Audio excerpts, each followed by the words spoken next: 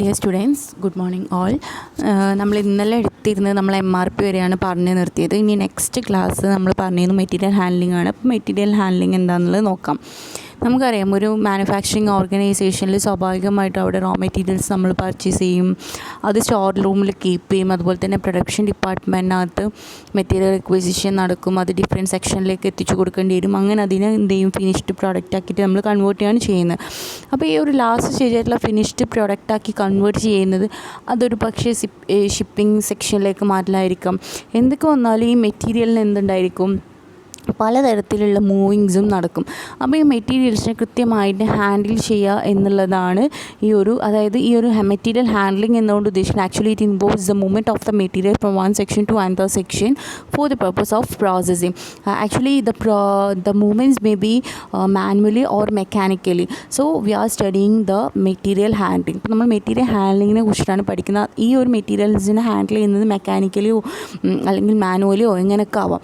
ഞാനൊരു ഡെഫിനിഷനിലൂടെ പറയാം. Material handling എന്ന് പറഞ്ഞിട്ടുണ്ടെങ്കിൽ അമേരിക്കൻ മെറ്റീരിയൽ ഹാൻഡ്ലിംഗ് സൊസൈറ്റി പറഞ്ഞിട്ടുള്ളൊരു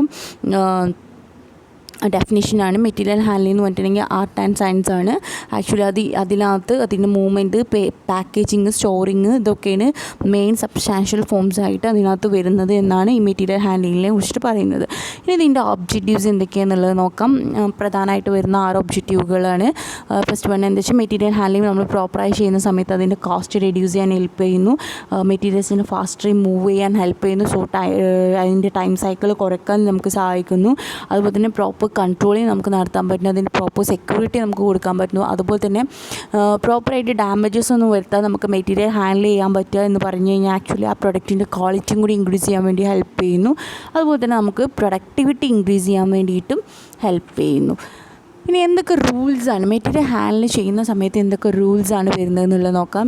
പ്രധാനമായിട്ടൊരു 10 റൂൾസാണ് പറയുന്നത്. നിങ്ങൾ ടെക്സ്റ്റിലുള്ള മുഴുവൻ പോയിൻറ്റ്സും ഇതിനകം എല്ലാ പോയിൻറ്റ്സും ഞാൻ എക്സ്പ്ലെയിൻ ചെയ്യുന്നുണ്ട്. അപ്പോൾ നന്നായിട്ട് ശ്രദ്ധിക്കുക. മെറ്റീരിയൽ ഹാൻഡ്ലിങ് ചെയ്യുന്ന സമയത്ത് നമ്മൾ എപ്പോഴും അതിൻ്റെ ഡിസ്റ്റൻസ് കുറച്ച് ആക്കാൻ നോക്കണം. ഷോർട്ട് ഡിസ്റ്റൻസിൽ നമ്മൾ ചെയ്യാൻ നോക്കണം. അതുപോലെ തന്നെ എപ്പോഴും ഒരു റൈറ്റ് മെത്തേഡ് നമ്മൾ യൂസ് ചെയ്യണം. അതായത് അത് നമുക്ക് മാക്സിമം മണിയും ലേബറിനൊക്കെ സേവ് ചെയ്യാൻ പറ്റുന്ന രീതിയിൽ പ്രോപ്പറായിട്ട് നമ്മൾ മെറ്റീരിയലിനെ ഹാൻഡിൽ ചെയ്യാൻ നോക്കണം. അതുപോലെ തന്നെ എല്ലാ ഹാൻഡ്ലിങ്ങിനെയും നമ്മളൊരു മെക്കാനൈസ് ആയിട്ടുള്ള രീതിയിലായിരിക്കണം. അതായത് ഫിസിക്കൽ സ്ട്രെയിൻ കുറച്ചുകൊണ്ടായിരിക്കണം നമ്മൾ ചെയ്യേണ്ടത്. ഭയങ്കര ഭാരിച്ച പോലത്തെ ചുമതലയായിട്ട് ചെയ്യാൻ പാടില്ല. എപ്പോഴും വേസ്റ്റ് റെഡ്യൂസ് ചെയ്യാൻ നോക്കാം. അതുപോലെ തന്നെ മേജർ ആയിട്ടുള്ള മൂവ്മെൻറ്റ്സുകളൊക്കെ നമ്മൾ ഒഴിവാക്കാനുള്ള ഒരു ശ്രമം നടത്തണം. കാരണം എന്തെങ്കിലും ബുദ്ധിമുട്ടുകൾ വന്നു കഴിഞ്ഞാൽ സാധനം നാശമാവാതിരിക്കാൻ വേണ്ടിയിട്ട് നമ്മൾ പ്രധാനപ്പെട്ട മേജർ മൂവ്മെൻറ്റ്സൊക്കെ മാക്സിമം നമ്മൾ അവോയ്ഡ് ചെയ്യാൻ നോക്കണം. അതുപോലെ തന്നെ നമ്മളെപ്പോഴും എക്യുപ്മെൻറ്റിന് കൃത്യമായിട്ട് നമ്മൾ ഹാൻഡിൽ ചെയ്യണം. അതുപോലെ തന്നെ സെക്കൻഡ് ഹാൻഡ്ലിങ്, ഒരു മെറ്റീരിയൽ ഒരു സ്ഥലത്ത് നിന്ന് എടുത്തിട്ട് പിന്നെ ഒരു സ്ഥലത്ത് നിന്ന് വേറൊരു സ്ഥലത്തേക്ക് അങ്ങനത്തെ ആ ഒരു തരത്തിൽ സെക്കൻഡ് ടൈം മെറ്റീരിയൽ മൂവ്മെൻറ്റിൻ്റെ ആ ഒരു ചാൻസസ് നമ്മൾ എന്ത് ചെയ്യണം, എപ്പോഴും ഒഴിവാക്കാൻ ശ്രമിക്കണം. അതുപോലെ തന്നെ കുറേ ആയിട്ടുള്ള വുഡൻ പ്ലാങ്ക്സും കാര്യങ്ങളൊക്കെ എപ്പോഴും നമ്മൾ എന്ത് ചെയ്യണം, ലിഫ്റ്റ് ചെയ്യാൻ വേണ്ടിയിട്ട് നമ്മൾ മാക്സിമം ഹെവി ഗുഡ്സും ഇതൊക്കെ ഉണ്ടെങ്കിൽ ഒരു വുഡൻ പ്ലാങ്കൊക്കെ വെച്ചിട്ട് നമ്മളതിനെ ലിഫ്റ്റ് ചെയ്യാൻ വേണ്ടിയിട്ട് നമ്മൾ ശ്രമിക്കുക. നല്ല പാക്കേജിങ് ചെയ്യാൻ നോക്കുക. അതുപോലെ തന്നെ എപ്പോഴും മെക്കാനിക്കൽ എക്വിപ്മെൻറ്റ്സ് എന്ത് ചെയ്യുക, കൂടുതലായിട്ട് യൂസ് ചെയ്യുക. നമ്മൾ ലേബേഴ്സിനെ കൊണ്ട് കൂടുതലായിട്ട് വർക്ക് ചെയ്യിക്കുന്ന സമയത്ത് അത് നിലത്ത് വീഴാനും പൊട്ടാനുള്ള ചാൻസസ് കൂടുതലാണ്. അപ്പം നമ്മൾ എന്ത് ചെയ്യണം, മാക്സിമം കുറയ്ക്കണം. ഈ മെറ്റീരിയൽ ഹാൻഡ്ലിങ്ങിൻ്റെ ഇമ്പോർട്ടൻസ് നമുക്ക് നോക്കാം. നല്ല എഫിഷ്യൻ്റ് ആയിട്ട് അല്ലെങ്കിൽ എഫക്റ്റീവ് ആയിട്ടുള്ള രീതിയിൽ നമ്മൾ പ്രോപ്പറായിട്ട് മെറ്റീരിയൽസ് നമ്മൾ ഹാൻഡിൽ ചെയ്യുക. കാരണം നമുക്ക് മെറ്റീരിയൽ ഒരു സെല്ലറെ സംബന്ധിച്ചിടത്തോളം സെല്ലറായിരിക്കും അത് അൺലോഡ് ചെയ്യുന്നുണ്ടാവുക. അപ്പോൾ ആ സമയത്ത് ആ ഒരു സ്റ്റോർ റൂമിലേക്ക് വെക്കുക, അതിൻ്റെ ആ ട്രാൻസ്ഫോർമേഷൻ പ്രോസസ്സ്, അതിനെ പല പ്രോസസ്സിലൂടെ കടന്ന് അതൊരു ഫിനിഷ്ഡ് ഗുഡ്സ് ആക്കി മാറ്റി അതിന് ഷിപ്പിംഗ് ചെയ്യുക, അതൊക്കെ ചെയ്യണം. അപ്പം അത്രയും എഫിഷ്യൻ്റ് ആയിട്ടുള്ള നല്ല രീതിയിൽ നമ്മൾ മെറ്റീരിയൽ ഹാൻഡിൽ ചെയ്യാതെ അതിൻ്റെ ഇടയിൽ ബ്രേക്ക് വന്നു കഴിഞ്ഞ് കഴിഞ്ഞാൽ അതിനെന്തെങ്കിലും പ്രോബ്ലം പറ്റിക്കഴിഞ്ഞ് കഴിഞ്ഞാൽ നമുക്ക് കോസ്റ്റ് കൂടും. അപ്പോൾ ഇതൊക്കെ പ്രോപ്പറായിട്ട് ചെയ്യണമെങ്കിൽ നമുക്ക് എന്ത് ചെയ്യാൻ പറ്റും, കോസ്റ്റ് റെഡ്യൂസ് ചെയ്യാനും മാക്സിമം ക്യാപ്പബിലിറ്റി ഉള്ള രീതിയിൽ തന്നെ നമുക്ക് അതിനെ ഡെലിവർ ചെയ്യാൻ, ആ ഒരു പ്രൊഡക്ഷൻ ഫെസിലിറ്റിനെ നമുക്ക് ഡെലിവർ ചെയ്യാനും സാധിക്കും. അതുകൊണ്ട് തന്നെ നമ്മൾ എന്തിനാ എപ്പോഴും മെറ്റീരിയൽ ഹാൻഡിൽ ചെയ്യുന്ന നമ്മൾ എഫിഷ്യൻ്റ് ആയിട്ട് എഫക്റ്റീവായിട്ട് നമുക്ക് മെറ്റീരിയൽ ഹാൻഡ്ലിങ് പ്രോസസ്സ് ചെയ്യാൻ വേണ്ടിയിട്ട് പറ്റണം.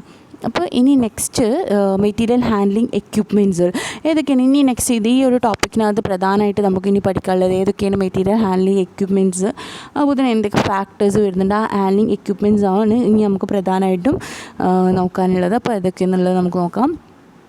അപ്പോൾ മെറ്റീരിയൽ ഹാൻഡ്ലിംഗ് എന്ന് പറഞ്ഞാൽ നമുക്കറിയാം ഒരു മെറ്റീരിയൽ ഹാൻഡ്ലിംഗ് എന്ന് പറഞ്ഞിട്ടുണ്ടെങ്കിൽ തന്നെ മൂവ്മെൻറ്റ് അല്ലെങ്കിൽ മെറ്റീരിയൽസിൻ്റെ മൂവ്മെൻറ്റും അതിൻ്റെ സ്റ്റോറേജും അതിൻ്റെ ഹാൻഡ്ലിങ്ങിനെ കുറിച്ചുള്ളൊരു അതാണ് പ്രധാനമായിട്ട് ഈ മെറ്റീരിയൽ ഹാൻഡ്ലിങ്ങിനകത്ത് കവർ ചെയ്യുന്ന ഏരിയ എന്ന് പറഞ്ഞിട്ട്. അപ്പോൾ നമ്മൾ എന്ത് ചെയ്യണം, മെറ്റീരിയൽസ് ഹെവി ഗുഡ്സ് ഒക്കെ ആണെങ്കിൽ അതിനൊക്കെ നമ്മൾ പ്രോപ്പറായിട്ടുള്ള രീതിയിൽ ട്രാൻസ്പോർട്ടേഷൻ ചെയ്യുക. അതുപോലെ തന്നെ ഡെലിഗേറ്റ് ഗുഡ്സ് ആണെങ്കിൽ അതിനനുസരിച്ചുള്ള രീതിയിലുള്ള മൂവ്മെൻറ്റ്സ് നടത്തുക. പിന്നെ നമ്മൾ ഒബ്ജക്റ്റ് മൊബൈലാണെങ്കിൽ അതിനനുസരിച്ചുള്ള വർക്ക് നടത്തുക. അതുപോലെ തന്നെ മാക്സിമം പ്രൊഡക്ഷൻ സ്റ്റോപ്പ് ചെയ്യുന്ന മൂവ്മെൻറ്റ് കൃത്യമായിട്ട് സേഫ് ആയിട്ടുള്ള രീതിയിൽ നടത്തി കഴിഞ്ഞ് കഴിഞ്ഞാൽ മാക്സിമം മൂവ്മെൻറ്റ്സ് നമുക്ക് എന്ത് ചെയ്യാൻ പറ്റും, സ്റ്റോപ്പ് ചെയ്യാൻ വേണ്ടിയിട്ട് സാധിക്കും. ഇനി എന്തൊക്കെ ഫാക്ടേഴ്സാണ് ഈ മെറ്റീരിയൽ ഹാൻഡ്ലിംഗ് എക്യുപ്മെൻറ്റ് ചെയ്യുന്ന സമയത്ത് എന്തൊക്കെ ഫാക്ടേഴ്സാണ് നമ്മൾ തീരുമാനിക്കേണ്ടത് എന്നുള്ളതാണ് നെക്സ്റ്റ് ടോപ്പിക്ക്. പ്രധാനമായിട്ട് വരുന്നത് ലേ ഔട്ട് ഓഫ് ദ പ്ലാന്റ്. എങ്ങനെയായിരിക്കണം നമ്മളെ പ്ലാൻ ലേ ഔട്ട്. നമ്മൾ ഒരുപാട് ടൈപ്സ് ഓഫ് ലേ ഔട്ട്സ് നമ്മൾ പഠിച്ചതാണ്. അപ്പോൾ ഏത് പ്ലാൻ ലേ ഔട്ടാണ് വേണ്ടതെന്ന് നമ്മൾ തീരുമാനിക്കണം. അതുപോലെ തന്നെ ഏത് നേച്ചർ ഓഫ് ആർട്ടിക്കിളാണ് നമ്മൾ ഹാൻഡിൽ ചെയ്യുന്നത് നമ്മൾ മനസ്സിലാക്കണം. അതുപോലെ തന്നെ നമ്മൾ പ്രൊഡക്ഷൻ്റെ പ്രോസസ്സിങ് എന്താണെന്നുള്ളത് മനസ്സിലാക്കണം. എത്ര സ്പീഡിലാണ് നമ്മുടെ പ്രോസസ്സ് നടക്കുന്നത് എന്നുള്ളതും എന്തൊക്കെ ഡിപ്രിസിയേഷൻ റേറ്റ്സാണ് നമ്മൾ അതിന് കാൽക്കുലേറ്റ് ചെയ്യാൻ വേണ്ടി യൂസ് ചെയ്യുന്നതും എത്രത്തോളം അൺസ്കിൽഡ് ആയിട്ടുള്ള ലേബേഴ്സിന് നമുക്ക് അവൈലബിൾ ആണ്. ബിക്കോസ് സ്കിൽഡ് ലേബേഴ്സിനെ കൊണ്ട് ഒരിക്കലും എന്ത് ചെയ്യാൻ പറ്റില്ല, നമുക്ക് മെഷീൻ എടുത്ത് മെറ്റീരിയൽസ് എടുത്ത് അങ്ങോട്ട് അങ്ങോട്ട് വെക്കുക എന്നുള്ള ഒരു പ്രോസസ്സ് പോസിബിൾ അല്ല. സോ അൺസ്കിൽഡ് ലേബേഴ്സ് എത്രത്തോളം അവൈലബിൾ ആണെന്നുള്ളത് നമ്മൾ മനസ്സിലാക്കണം. അതുപോലെ തന്നെ എത്ര ഡിസ്റ്റൻസ് നമുക്ക് കവർ ചെയ്ത് കഴിഞ്ഞ് കഴിഞ്ഞാൽ നമുക്ക് നമ്മുടെ മെറ്റീരിയൽസ് ഈ ഒരു from the point of production to from the point of the conversion പ്രോസസ്സിലേക്കൊക്കെ എത്തിക്കാൻ വേണ്ടിയിട്ട് എത്ര ഡിസ്റ്റൻസ് വേണമെന്നുള്ളത് നമ്മൾ മനസ്സിലാക്കണം. അതുപോലെ തന്നെ എത്തരത്തിലുള്ള പാക്കേജിങ് ആയിരിക്കണം നമുക്ക് കൺവീനിയൻ്റ് ആയിട്ടുള്ളത് എന്നുള്ളതും കൂടി നമ്മൾ എന്ത് ചെയ്യണം, മനസ്സിലാക്കണം. ഇനി ഈ മെറ്റീരിയൽ ഹാൻഡ്ലിംഗ് പ്രോസസ്സിൻ്റെ എക്യുപ്മെൻറ്റ്സ് എന്തൊക്കെ എക്യുപ്മെൻറ്റ്സ് ആണ് പ്രധാനമായിട്ട് വരുന്നത്, ഇതിന് നമ്മളെങ്ങനെ കാറ്റഗറൈസ് ചെയ്തിട്ടുള്ളത് നോക്കാം. ആക്ച്വലി ഈ MHE അതായത് മെറ്റീരിയൽ ഹാൻഡ്ലിംഗ് എക്യുപ്മെൻറ്റ്സിനെ നമ്മൾ 5 മേജർ കാറ്റഗറീസ് ആയിട്ടാണ് നമ്മൾ ഡിവൈഡ് ചെയ്തിട്ടുള്ള 5 കാറ്റഗറീസാണ് നിങ്ങൾ കാണുന്നത്. Transport equipment, position equipment, unit load formation equipment, storage equipment, identification and control equipment. അപ്പോൾ ഇതാണ് നമ്മളിനി നെക്സ്റ്റ് നമ്മൾ പോകുന്ന ടോപ്പിക് ഇതാണ്. അപ്പം ഇതിൽ ഏതൊക്കെയാണ് എങ്ങനെയൊക്കെയാണെന്നുള്ളത് നമുക്ക് നോക്കാം.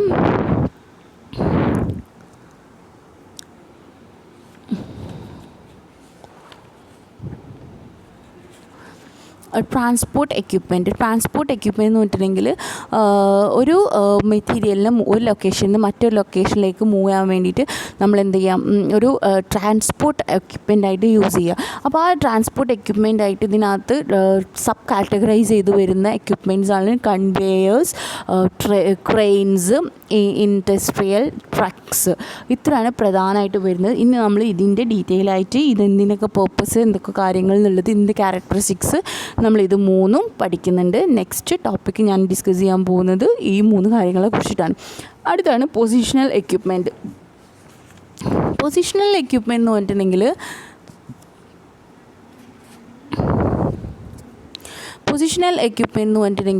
ഈ ഒരു എക്യുപ്മെൻറ്റ് ഹാൻഡിൽ ചെയ്യുന്നത് ആക്ച്വലി ഒരു സിംഗിൾ ലൊക്കേഷനിൽ തന്നെയാണ് ഇത് ഹാൻഡിൽ ചെയ്യുന്നത്. അതായത് കറക്റ്റ് പൊസിഷനിൽ വെച്ചിട്ട് ആ ഒരു പൊസിഷനിൽ തന്നെ എന്താണ് സബ്സീക്വൻറ്റ് ഹാൻഡ്ലിങ്ങും മെഷീനിങ്ങും ട്രാൻസ്പോർട്ടേഷനൊക്കെ നടത്തുകയാണ് ചെയ്യുന്നത്. ഈ ഒരു ട്രാൻസ്പോർട്ട് എക്യുപ്മെൻറ്റിൽ ഈ പൊസിഷനിങ്ങിൽ സാധാരണ രീതിയിലൊരു സിംഗിൾ വർക്ക് പ്ലേസ് ആയിരിക്കും ഉണ്ടായിരിക്കുകയും മെറ്റീരിയലിനെ കൃത്യമായിട്ട് മാനുവലി ആണ് നമ്മൾ സാധാരണ രീതിയിൽ പൊസിഷൻ ചെയ്യുക. അതായത് പ്രത്യേകിച്ച് എക്യുപ്മെൻറ്റ്സ് ഒന്നും ഇതിനകത്ത് നമ്മൾ എന്ത് ചെയ്യുന്നില്ല, യൂസ് ചെയ്യുന്നില്ല. അതാണ് unit load formation equipment. Unit load formation equipment എന്ന് പറഞ്ഞിട്ടുണ്ടെങ്കിൽ ഈ ഒരു ടൈപ്പ് ഓഫ് എക്യുപ്മെൻറ്റ് എന്ന് പറഞ്ഞിട്ടുണ്ടെങ്കിൽ ചില മെറ്റീരിയൽസിനൊക്കെ വളരെ റിസ്ട്രിക്റ്റഡ് ആയിട്ടുള്ളതാണ്. അതായത് ഒറ്റ സിംഗിൾ ലോഡാണ് ഇതിനകത്ത് നടക്കുകയുള്ളൂ. അതായത് അതിൻ്റെ ട്രാൻസ്പോർട്ടും സ്റ്റോറേജും അങ്ങനെയാണ് വരുന്നത്. അപ്പം അത് സെൽഫ് റെസിസ്റ്റ് ചെയ്യുന്ന മെറ്റീരിയൽസ് ആണെന്നുണ്ടെങ്കിൽ ഒരു യൂണിറ്റ് ആക്കി വെച്ചുകൊണ്ട് നമുക്ക് എന്ത് ചെയ്യാൻ പറ്റും. ഇതിനകത്ത് പ്രത്യേകിച്ച് എക്യുപ്മെൻറ്റ്സ് ഒന്നും എന്ത് ചെയ്യുന്നില്ല, യൂസ് ചെയ്യുന്നില്ല.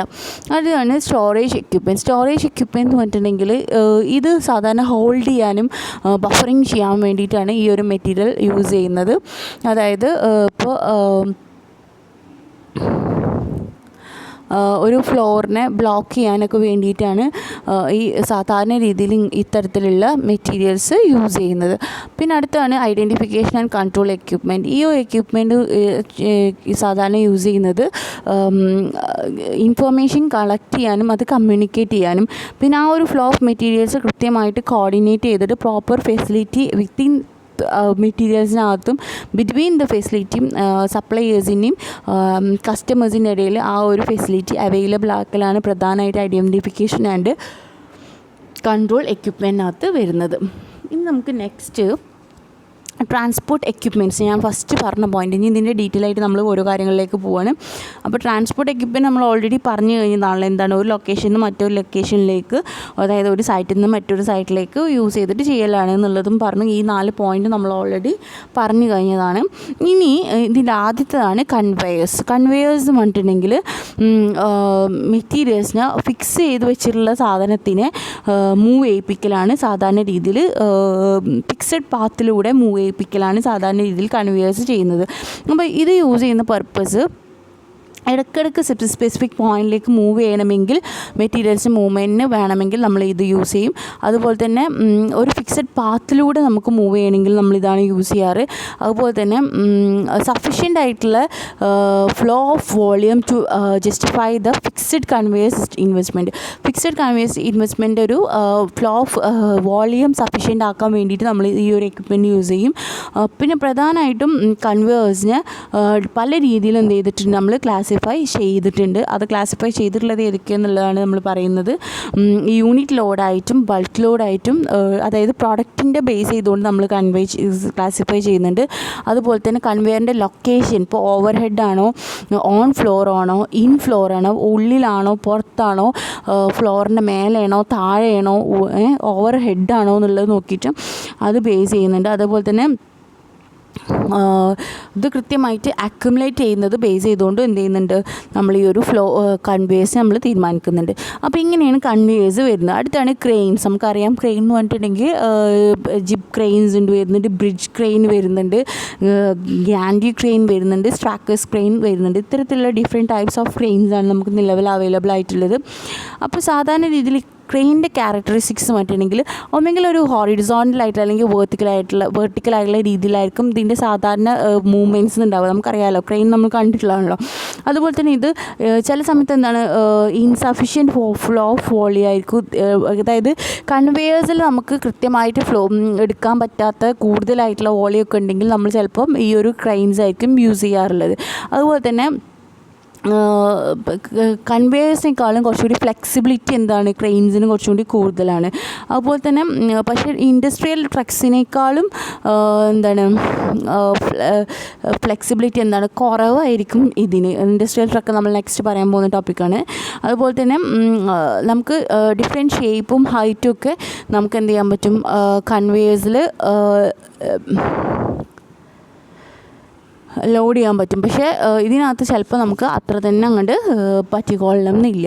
അതുപോലെ തന്നെ ചില ക്രെയിൻസുകളൊക്കെ വെർട്ടിക്കൽ മൂവ്മെൻറ്റ്സ് അല്ലെങ്കിൽ അത്തരത്തിലുള്ള ആ ഒരു പൊസിഷനിങ് മാത്രമേ നടക്കുകയുള്ളൂ.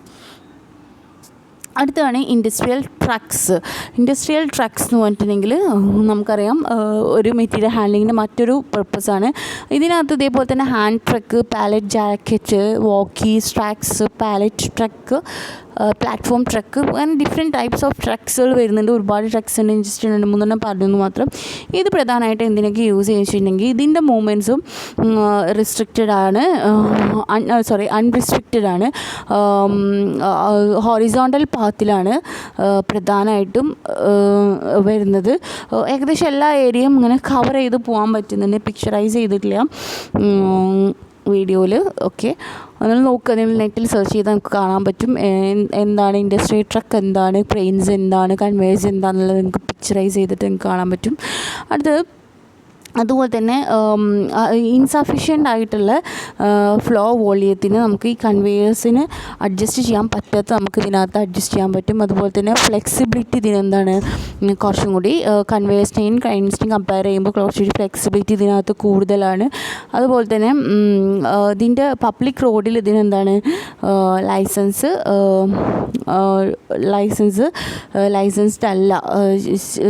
ഇല്ല. പബ്ലിക് റോഡിൽ ഈ ഒരു കൊമേഴ്ഷ്യൽ ട്രക്ക് നമുക്ക് ലൈസൻസ്ഡ് അല്ല. നമുക്ക് പോകാൻ വേണ്ടിയിട്ട് പബ്ലിക് റോഡിൽ പോകണമെങ്കിൽ നമുക്ക് അതിൻ്റെ കൃത്യമായിട്ടുള്ള ലൈസൻസും കാര്യങ്ങളൊക്കെ ഉണ്ടെങ്കിൽ റോഡിലൂടെ പോകാൻ പറ്റുള്ളൂ. അടുത്തത് ഇതിൻ്റെ ഫീച്ചേഴ്സ് എന്തൊക്കെയാണ്, ഇൻഡസ്ട്രിയൽ ട്രക്സിൻ്റെ ഫീച്ചേഴ്സ് എന്തൊക്കെയാണെന്നുള്ളത് നോക്കാം. അതിലെ ഫസ്റ്റ് ഫീച്ചറാണ് പാലറ്റ് അല്ലെങ്കിൽ നോൺ പാലറ്റ്. ഇതിനകത്ത് വരുന്നത് ട്രക്സിലൊരു ഫോർക്ക് പോലെ, ഫോർക്ക് എന്ന് നമ്മൾ കണ്ടില്ലേ, മുള്ളിങ്ങനെ കുത്തി തിന്നിനെ ഭക്ഷണം കഴിക്കുമ്പോൾ നമ്മൾ കഴിക്കില്ലേ, അതേപോലത്തെ അതായിരിക്കും ഈ ഒരു പാലറ്റിനകത്ത് ഉണ്ടാവുക. ഇതിന് ഫ്ലാറ്റ് ആയിട്ടുള്ളൊരു സർഫേസ് ആയിരിക്കും ഉണ്ടാക്കുക. നോൺ പാലറ്റ് എന്ന് പറഞ്ഞിട്ടുണ്ടെങ്കിൽ ലോഡഡ് ട്രക്സ് ആയിട്ട് നമ്മൾ റിക്വയർ ചെയ്യുന്ന, അതാണ് ഉദ്ദേശിക്കുന്നത് നോൺ പാലറ്റ് എന്ന് പറയുന്നത്. അടുത്താണ് മാനുവലും പവേർഡും. മാനുവൽ അല്ലെങ്കിൽ പവേർഡ് എന്ന് പറഞ്ഞിട്ടുണ്ടെങ്കിൽ നമ്മൾ നേരെ വെർട്ടിക്കലായിട്ടും ഹൊറിസോണ്ടൽ ഇങ്ങനെ സ്ട്രൈറ്റ്, നമുക്കറിയാലോ വെർട്ടിക്കലും ഹൊറിസോണ്ടൽ ആ രണ്ട് ലൈൻ, ആ ഒരു രീതിയിൽ നമ്മൾ എന്ത് ചെയ്യുക, ലിഫ്റ്റിംഗ് പ്രോസസ്സ് നടത്തലാണ് സാധാരണ രീതിയിൽ ഈ ഒരു മാനുവൽ അല്ലെങ്കിൽ പവേർഡിനകത്ത് വരുന്നത്. ചില പവേർഡ് ട്രക്കിനകത്ത് എന്ന് പറഞ്ഞിട്ടുണ്ടെങ്കിൽ അതിൻ്റെ പവർ സോഴ്സ് ബാറ്ററി ആയിരിക്കും ഇതിനകത്ത് ലിഫ്റ്റിങ്ങിന് പർപ്പസിന് വേണ്ടിയിട്ട് യൂസ് ചെയ്യാറുള്ളത്. അടുത്താണ് വോക്ക് അല്ലെങ്കിൽ റൈഡ്. ഇതിനകത്ത് നോൺ ഓട്ടോമാറ്റഡ് ട്രക്സ് ആയിരിക്കും അതിനകത്ത് ഒരു ഓപ്പറേറ്റർ ഉണ്ടായിരിക്കും. അയാൾ എന്ത് ചെയ്യും, ഈ ഒരു ട്രക്ക് റൈഡ് ചെയ്യുകയാണ് ചെയ്യാറ്. ഈ ഓപ്പറേറ്റർ ചിലപ്പോൾ എന്ത് ചെയ്യേണ്ടി വരും, ട്രക്കിൻ്റെ ഉള്ളിൽ ഇങ്ങനെ നടന്നിട്ട് എന്ത് ചെയ്യേണ്ടി വരും, ചെയ്യുമ്പോൾ ട്രാവലിംഗ് നടന്നുകൊണ്ടിരിക്കുന്ന സമയത്ത് അത് വാക്ക് ചെയ്തിട്ട് എന്ത് ചെയ്യേണ്ടി വരും, ഓപ്പറേറ്റ് ചെയ്യേണ്ടി വരും. അടുത്താണ് സ്റ്റാക്ക് അല്ലെങ്കിൽ നോൺ സ്റ്റാക്ക്. അതായത് ഈ ഒരു ട്രക്ക് എന്ന് പറഞ്ഞിട്ടുണ്ടെങ്കിൽ ഇത് സ്റ്റക്കിംഗ് പർപ്പസിന് വേണ്ടിയിട്ടാണ് സാധാരണ രീതിയിൽ യൂസ് ചെയ്യുന്നത്. നോ സ്റ്റാക്ക് എന്ന് പറഞ്ഞിട്ടുണ്ടെങ്കിൽ നമുക്ക് ലോഡിങ് ചെയ്യാൻ വേണ്ടിയിട്ടാണ്, അതായത് ഫ്ലോറൊക്കെ നമുക്ക് ക്ലിയർ ചെയ്യാൻ ഒക്കെ വേണ്ടിയിട്ടാണ് സാധാരണ രീതിയിൽ ഇത് യൂസ് ചെയ്യുന്നത്. അടുത്താണ് നാരോ ഐസിൽ. നാരോ ഐസിൽ എന്ന് പറഞ്ഞിട്ടുണ്ടെങ്കിൽ ഈ ഒരു ലിഫ്റ്റ് ട്രക്ക് ചെയ്യുന്നത് ഈ സാധാരണ രീതിയിൽ സ്മോൾ ടേണിങ് റേഡിയസ് ഒക്കെ ഉണ്ടാക്കാൻ വേണ്ടിയിട്ട്, അതായത് അൺലോഡിങ് അല്ല ഇതിനകത്ത് ചെയ്യുന്നത്. അൺലോഡിങ് ഈസ് ഡൺ, അതായത് അൺലോഡിങ് ആണ് ചെയ്യുന്നത്. കാരണം എന്താ വെച്ചാൽ ലോഡിങ്ങും അൺലോഡിങ്ങും എന്ത് ചെയ്യുന്നുണ്ട്. പക്ഷേ ഇത് ബേസിക്കലി ഒരു ടേണിങ് പർപ്പസ്, നാരോ ആയിട്ടുള്ള സംഭവങ്ങളൊക്കെ എഡ്ജും കാര്യങ്ങളൊക്കെ ഉണ്ടല്ലോ, അതൊക്കെ ചെയ്യുമ്പോൾ കുറച്ചുകൂടി ഗ്രേറ്റർ കോസ്റ്റ് ആയിരിക്കും വരിക. അപ്പോൾ അതിനെ ഒരു കൗണ്ടർ ബാലൻസ് ചെയ്യാൻ വേണ്ടിയിട്ട് ഈ ഒരു ലോഡ് സപ്പോർട്ടിനൊക്കെ വേണ്ടിയിട്ടാണ് സാധാരണ രീതിയിൽ ഈ ഒരു മൂലകളൊക്കെ നന്നാക്കുക എന്ന് പറയില്ല, ആ ഒരു രീതിക്ക്, ആ ഒരു പർപ്പസിനൊക്കെ വേണ്ടിയിട്ടാണ് സാധാരണ രീതിയിൽ ഈ ഒരു ട്രക്ക് യൂസ് ചെയ്യാറുണ്ട്. അടുത്ത ലാസ്റ്റ് വണ്ണാണ് ഓട്ടോമേറ്റഡ് എന്ന് പറഞ്ഞിട്ടുണ്ടെങ്കിൽ ഇതിനകത്ത് ട്രാൻസ്പോർട്ട് ലോഡ് സാധാരണ ഓപ്പറേറ്റർ ആവശ്യം ഇല്ലാത്ത രീതിയിൽ, അതായത് ഡയറക്റ്റ് ലേബർ കോസ്റ്റിൽ വരുന്ന ഓപ്പറേറ്ററായിട്ട് അങ്ങനത്തെ കുറച്ച് കോസ്റ്റ് കൂടുതലായിരിക്കും ഓപ്പറേറ്റ് ചെയ്യാം. പക്ഷേ നോൺ ഓട്ടോമേറ്റഡ് ട്രക്കാണെങ്കിൽ ആണ് കോസ്റ്റ് കൂടുക, ഡയറക്റ്റ് ലേബർ ഇതൊക്കെ. മറ്റേ ഓട്ടോമേറ്റഡ് ആണെങ്കിൽ നമുക്ക് എന്ത് ചെയ്യാൻ പറ്റും, ഒരു ഓപ്പറേറ്റർ ഇല്ലാതെ തന്നെ നമുക്ക് എന്ത് ചെയ്യാൻ പറ്റും, കാര്യങ്ങൾ ചെയ്യാൻ വേണ്ടിയിട്ട് പറ്റും. അടുത്താണ് പൊസിഷനിങ് എക്യുപ്മെൻറ്റ്. നമുക്കറിയാം സിംഗിൾ ലൊക്കേഷനിലാണ് സാധാരണ രീതിയിൽ ഇത് യൂസ് ചെയ്യാറ്. മെറ്റീരിയലിനെ കറക്റ്റ് പൊസിഷനിൽ വെക്കാൻ വേണ്ടിയിട്ട് സബ്സിക്വൻറ്റ് ഹാൻഡ്ലിംഗ് പർപ്പസിന് വേണ്ടിയിട്ടാണ് സാധാരണ ഇത് യൂസ് ചെയ്യുന്നത്. അതുപോലെ തന്നെ പ്രോപ്പറായിട്ടുള്ള ട്രാൻസ്പോർട്ടേഷനും സ്റ്റോറേജിനൊക്കെ വേണ്ടിയിട്ട് എന്ത് ചെയ്യുന്നുണ്ട്, ഈ ഒരു പൊസിഷനിങ് എക്യുപ്മെൻറ്റ് യൂസ് ചെയ്യുന്നുണ്ട്. അപ്പം ഇതിൻ്റെ മെറിറ്റ്സും എന്തൊക്കെയാണെന്നുള്ളത് നോക്കാം. എന്തൊക്കെയാണ് ഈ പൊസിഷനിങ് എക്യുപ്മെൻറ്റ്സിൻ്റെ മെറിറ്റ്സ് എന്തൊക്കെയാണെന്നുള്ളത് നോക്കാം. ഫസ്റ്റ് വണ്ണാണ് പ്രൊഡക്ടിവിറ്റി. ഓരോ വർക്കേഴ്സിനും പ്രൊഡക്ടിവിറ്റി ഇൻക്രീസ് ചെയ്യാൻ വേണ്ടിയിട്ട് ഹെൽപ്പ് ചെയ്യുന്നുണ്ട്. അതുപോലെ തന്നെ പ്രൊഡക്റ്റിൻ്റെ ക്വാളിറ്റി കൂട്ടാനും, അതുപോലെ തന്നെ എക്യുപ്മെൻറ്റ്സിൻ്റെയും മെറ്റീരിയൽസിൻ്റെയും ഡാമേജ് കുറക്കാൻ വേണ്ടിയിട്ടും, അതേപോലെ തന്നെ ഐറ്റംസിന് കൃത്യമായിട്ട് ഹെവി ആയിട്ടുള്ള ഐറ്റംസൊക്കെ കൃത്യമായിട്ട് ഹാൻഡിൽ ചെയ്യാനും, അതായത് എററൊന്നും വരുത്താത്ത രീതിയിൽ നമുക്ക് ഹാൻഡിൽ ചെയ്യാൻ വേണ്ടിയിട്ട് ഹെൽപ്പ് ചെയ്യുന്നുണ്ട്. അതുപോലെ തന്നെ ഇഞ്ചുറീസും ഫാറ്റിക്സൊക്കെ കുറക്കാൻ, ബുദ്ധിമുട്ടുള്ള ഹസാർഡ്സൊക്കെ ഒഴിവാക്കാൻ വേണ്ടിയിട്ടും ഇത് ഹെൽപ്പ് ചെയ്യുന്നുണ്ട്. ഇനി പൊസിഷനിങ് എക്യുപ്മെൻറ്റ്സിൽ പ്രധാനമായിട്ടും 2 ടൈപ്പ് ഓഫ് പൊസിഷനിങ് എക്യുപ്മെൻറ്റ്സ് ആണ് വരുന്നത്. അത് ഫസ്റ്റ് വണ്ണാണ് മാനുവൽ എന്ന് പറഞ്ഞാൽ എക്യുപ്മെൻറ്റ് ഉണ്ടാവില്ല, മാനുവലി നമ്മൾ എന്ത് ചെയ്യാണ് കാര്യങ്ങൾ, അതായത് വെയിറ്റ് മാനുവലി നമ്മൾ ലിഫ്റ്റ് ചെയ്യാണ്. ബാക്ക് ഇഞ്ചുറീസ് ഒന്നും വരാതിരിക്കാൻ വേണ്ടിയിട്ട് നമ്മൾ എന്ത് ചെയ്യും, മാക്സിമം റെക്കമെൻഡ് ചെയ്യുന്ന വെയിറ്റ് എന്ന് പറഞ്ഞിട്ടുണ്ടെങ്കിൽ 51 lbs ആണ് പറയുന്നത്. അതിൽ കൂടുതൽ വന്നു കഴിഞ്ഞാൽ നമുക്ക് ബാക്ക് പെയിൻ പോലത്തെ വെയിറ്റ് ഓവർലോഡ് ആയി കഴിഞ്ഞാൽ അപ്പോൾ മാനുവലി എന്ത് ചെയ്യുക, ലിഫ്റ്റ് ചെയ്യുന്നതിനാണ് മാനുവൽ അല്ലെങ്കിൽ നോ എക്യുപ്മെൻറ്റ്. പിന്നെ പറഞ്ഞാൽ ലിഫ്റ്റ്, ടിൽറ്റ്, ടേബിളാണ് നമ്മൾ യൂസ് ചെയ്യുന്നത്. ഇതിനകത്ത് ഇതും ഇതുപോലെ തന്നെ ലിഫ്റ്റിങ്ങിനും ടേണിങ് പർപ്പസിന് വേണ്ടിയിട്ട് നമ്മൾ എന്ത് ചെയ്യാണ്, ഒരു ചെറിയൊരു പൊസിഷനിങ് മെഷീൻ യൂസ് ചെയ്തുകൊണ്ട് നമ്മൾ എന്ത് ചെയ്യാണ്, ഇത് ആക്ച്വലി വർക്കേഴ്സിൻ്റെ ബുദ്ധിമുട്ടുകൾ, വർക്കേഴ്സിൻ്റെ ലോഡിങ് റെഡ്യൂസ് ചെയ്യുക, വർക്കേഴ്സിൻ്റെ ഒരു ഭാരം കുറയ്ക്കുക എന്നുള്ളതിന് വേണ്ടിയിട്ട് നമ്മൾ ഈ ഒരു ടേബിൾ, ജസ്റ്റ് ഒരു ടേബിളാണ് എടുത്തിട്ട് ഇങ്ങനെ ജസ്റ്റ് ഇങ്ങനെ തിരിക്കുക. അതിൻ്റെ ടെക്സ്റ്റ് ഉള്ളവർക്ക് അതിൻ്റെ പിക്ചേഴ്സ് നിങ്ങൾക്ക് കാണാൻ പറ്റും. അപ്പോൾ അതാണ് പ്രധാനമായിട്ട് വരുന്നത്. ഇനി അടുത്ത് നമ്മൾ പഠിച്ചതിൽ നമ്മൾ പ്രധാനമായിട്ട് നമ്മൾ മെറ്റീരിയൽ ഹാൻഡ്ലിംഗ് എക്യുപ്മെൻറ്റ്സിനകത്ത് 5 എണ്ണം പറഞ്ഞു. അതിൽ നമ്മൾ 2 എണ്ണമാണ് ഇപ്പോൾ നമുക്ക് ഡീറ്റെയിൽ ആയിട്ട് പഠിച്ചത്. ഇനി മൂന്നാമത്തെ ഒന്നും കൂടി ഉണ്ട്, unit load formation equipment, storage equipment, identification control equipment detail study നിങ്ങൾക്ക് പഠിക്കാനില്ല. യൂണിറ്റ് ലോഡ് ഫോർമേഷൻ എക്യുപ്മെൻറ്റും കൂടി ഉണ്ട്. യൂണിറ്റ് ലോഡ് ഫോർമേഷൻ എക്യുപ്മെൻറ്റ് നമ്മൾ പറഞ്ഞിരുന്നു, അത് സാധാരണ രീതിയിൽ മെറ്റീരിയൽസിനെ റെസ്ട്രിക്റ്റ് ചെയ്യുന്നു. അത് സാധാരണ രീതിയിൽ ഇൻറ്റഗ്രിറ്റി, അതായത് ഒരു സിംഗിൾ ലോഡഡ് പേർപ്പസിനാണ് സാധാരണ രീതിയിൽ ഒറ്റ ലോഡായിരിക്കും ഇതിനകത്ത് ലോഡ് ചെയ്യുള്ളൂ. കുറേ ഐറ്റംസുകളൊന്നും ലോഡ് ചെയ്യില്ല, എല്ലാം കൂടി ഒറ്റ ലോഡാക്കിയിട്ട് ട്രാൻസ്പോർട്ടും സ്റ്റോറേജും ആണ് ഇതിനകത്ത് പ്രധാനമായിട്ടും നടത്തുക എന്നുള്ളത് നമ്മൾ പറഞ്ഞിരുന്നു. ഇതിൻ്റെ അഡ്വാൻറ്റേജ് അത് ഓൾറെഡി നമ്മൾ പറഞ്ഞു കഴിഞ്ഞതാണ്. അതൊന്നും വീണ്ടും ടെക്സ്റ്റിലുള്ളതുകൊണ്ട് ഞാൻ വീണ്ടും നിങ്ങൾക്ക് ജസ്റ്റ് PPTയിൽ കാണിച്ചെന്ന് മാത്രം, ലെക്ചറിങ് ചെയ്യുന്നതുകൊണ്ട്. പിന്നെ അതിൻ്റെ അഡ്വാൻറ്റേജ് എന്താണെന്നുള്ളതാണ്, 2 അഡ്വാൻറ്റേജസ് ആണ് വരുന്നത്. ഇതിനകത്ത് എന്താണ്, ഒരേ സമയത്ത് ഒരുപാട് ഐറ്റംസ് എന്ത് ചെയ്യാൻ പറ്റും, ഹാൻഡിൽ ചെയ്യാൻ പറ്റും. പക്ഷേ ഒരുപാട് ട്രിപ്സ് എന്ത് ചെയ്യാൻ പറ്റില്ല, നമുക്ക് റിക്വയർ ചെയ്യാൻ പോസിബിൾ അല്ല. നമുക്ക് ഹാൻഡ്ലിങ് കോസ്റ്റ് കമ്പാരിറ്റീവ്ലി കുറവാണ്. അതുപോലെ തന്നെ ലോഡിങ്ങും അൺലോഡിങ് ടൈംസും നമുക്ക് എന്ത് ചെയ്യാൻ പറ്റും, മാക്സിമം റെഡ്യൂസ് ചെയ്തുകൊണ്ട് പ്രോഡക്റ്റിൻ്റെ ഡാമേജ് നമുക്ക് മാക്സിമം കുറയ്ക്കാൻ വേണ്ടിയിട്ട് ഹെൽപ്പ് ചെയ്യും. അതുപോലെ തന്നെ സ്റ്റാൻഡർഡൈസ് ആയിട്ടുള്ള മെറ്റീരിയൽ എക്യുപ്മെൻറ്റ് ആയിട്ടാണ് സാധാരണ രീതിയിൽ ഈ ഒരു unit load formation equipment use ചെയ്യുക. സാധാരണ രീതിയിൽ സ്റ്റാൻഡർഡൈസ് ആയിട്ടുള്ള മെറ്റീരിയൽ ഹാൻഡ്ലിംഗ് പർപ്പസിന് വേണ്ടിയിട്ടാണ് ഇത് യൂസ് ചെയ്യുന്നത്. അപ്പോൾ ഇത്രയാണ് ഈ ഒരു ചാപ്റ്ററിൽ വരുന്നത്. ഇതോടുകൂടിയിട്ട് നമ്മളെ ഫെസിലിറ്റീസ് പ്ലാനിങ് നമ്മൾ കഴിഞ്ഞു. ഇനി നെക്സ്റ്റ് മൊഡ്യൂളായിട്ടുള്ള 3rd ചാപ്റ്ററിലേക്ക് നെക്സ്റ്റ് ക്ലാസ്സിലേക്ക് പോവാം. Okay, thank you. Wish all the best.